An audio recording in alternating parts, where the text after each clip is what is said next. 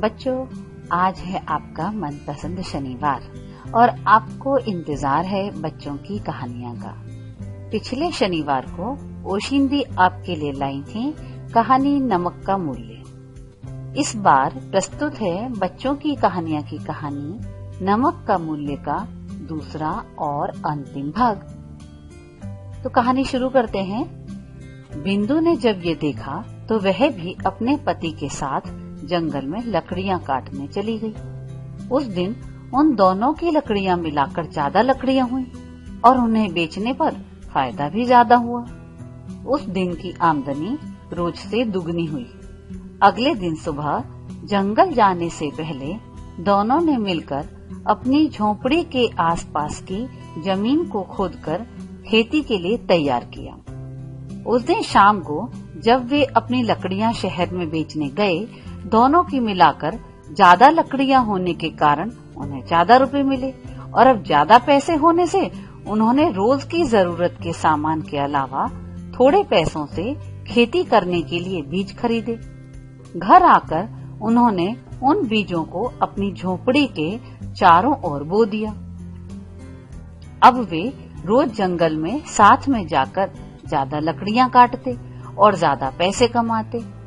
इधर खेत में बोए हुए बीजों से फसल उगने लगी और बचाए हुए पैसों से बिंदु और विजय ने 2 बैल खरीदे जिससे वे खेती में सहायता ले सकें। उनकी मेहनत रंग लाई। थोड़े ही दिनों में उनके खेत में फसल लहलाने लगी। फसल तैयार होने पर उन्होंने उसे काटकर इकट्ठा कर लिया। जब इस फसल को उन्होंने बाजार में बेचा तो उन्हें अच्छे खासे दाम मिले। इस पैसे से उन्होंने 2 गायें खरीदी और पूरे वर्ष भर की जरूरत का सामान भी ले लिया। अब वे दोनों खेती करते और गायों का दूध बेचते। वे गायों का खूब ध्यान रखते जिससे वे स्वस्थ रहती और ज्यादा दूध देती। धीरे धीरे उन पर धन बढ़ता गया। उन्होंने कई गायें खरीद ली, कई बैल खरीदे और अपने खेतों में सहायता करने के लिए मजदूर भी रखे। जल्दी ही उनका काम और धन दोनों ही बढ़ गए। उन्होंने एक बड़ा महल लिया जहाँ सुख सुविधा के सारे साधन थे और कई नौकर चाकर भी थे जो उनके घर और बाहर के कार्य करते थे। एक दिन राजा अपने सैनिकों के साथ शिकार पर निकला। शिकार करते हुए वे जंगल में रास्ता भूल गए। भटकते हुए वह अपनी बेटी बिंदु के महल के पास पहुंच गया। उसने देखा ये तो बहुत बड़ा और सुंदर महल है। जरूर ये किसी राजा का महल होगा। ये सोचकर वह अपने सैनिकों के साथ उस महल की तरफ चला गया। वहाँ उसे सब कुछ बहुत ही सुंदर लगा। उन्होंने अपने आने की सूचना देकर अपने एक सैनिक को महल के अंदर भेजा। सूचना मिलने पर राजकुमारी बिंदु ने खिड़की से देखा तो तुरंत पहचान गई कि ये तो उसके पिताजी राजा हैं। उसने कुछ सोचा और अपने नौकरों को उन्हें मेहमान खाने में ठहराने और उनका पूरा और विशेष ख्याल रखने के लिए कहा। राजा को पूरे आराम से ठहराया गया। उन्हें सबसे सुंदर और आरामदायक कक्ष विश्राम के लिए दिया गया। नहाने के लिए सुगंधित पानी और पहनने के लिए रेशमी वस्त्र दिए गए। इसके पश्चात उन्हें भोजन के लिए भोजन कक्ष में आमंत्रित किया गया। भोजन कक्ष बहुत ही सुंदर था जिसमें सुंदर नक्काशीदार चौकियों पर रेशमी कढ़ाईदार कपड़ा बिछा हुआ था। उन्हें सम्मान पूर्वक बैठाया गया। चांदी के बर्तनों में व्यंजन परोसे गए। 5 तरह की सूखी सब्जियां, 5 तरह की रसे की सब्जियां, 5 तरह की मिठाइयां, 5 तरह के रायते, 5 तरह की कचौड़ियां, 5 तरह की पूरियां और 5 तरह के पुलाव भी थे। इतने सारे व्यंजन देखकर राजा खुशी से झूम उठे। उन्होंने विजय को अभी तक पहचाना नहीं था। उन्होंने खाना शुरू किया, लेकिन ये क्या, सब्जी में नमक नहीं था।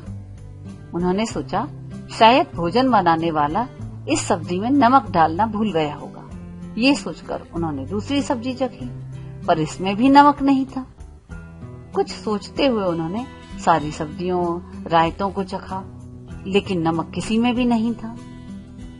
उन्हें अत्यंत तीव्र भूख लग रही थी और किसी सब्जी में नमक नहीं था। कोई भी सब्जी नमक के बिना स्वादिष्ट नहीं लग रही थी। उन्हें क्रोध आ गया। वे क्रोधित होकर बोले, इस भोजन को किसने बनाया है? ये खाया ही नहीं जा सकता है।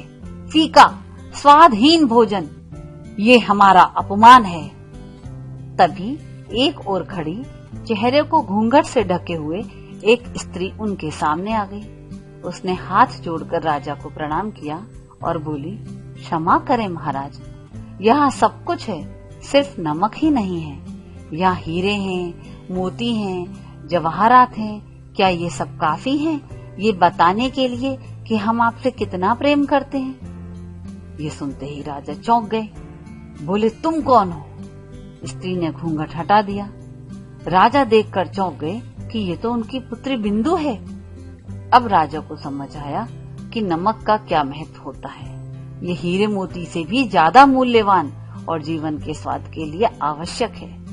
राजा ने अपनी पुत्री को प्रेम से गले लगा लिया और उसे और उसके पति विजय की मेहनत की प्रशंसा की और उन्हें उनकी सफलता की बधाई दी।